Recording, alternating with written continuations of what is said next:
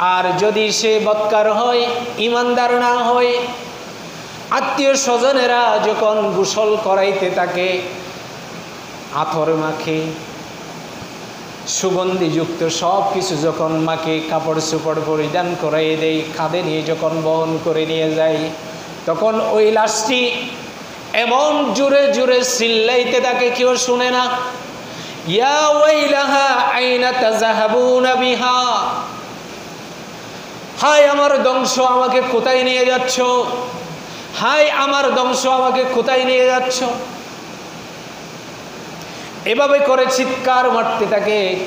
ইয়াসমাউ সাওতাহা কুল্লা শাইইন ইল্লাল ইনসান, আল্লাহর সৃষ্টি জগতের ভিতরে মানুষ ছাড়া যত প্রাণী আছে, সমস্ত প্রাণী তার ওই মৃত ব্যক্তির আওয়াজটা, ডাকটা শুনতে পায়, কিন্তু মানুষেরা শুনতে পায় না।